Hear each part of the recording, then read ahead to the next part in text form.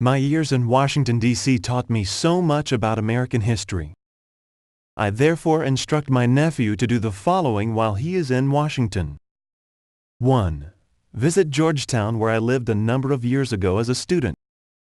2. Have dinner at Antonio's, my favorite Italian restaurant. Request a menu and bring back a copy of the check as proof. 3. Visit the Smithsonian Institution. Take a picture of Lindbergh's Spirit of St. Louis. 4.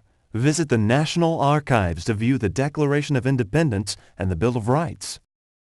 5. Drive through the National Arboretum, Washington's best-kept secret. 6. Finish by visiting the Lincoln Memorial and the U.S. Capitol. While I do not expect my nephew to prove that he visited all the places I have listed, I assume that he will follow my wishes.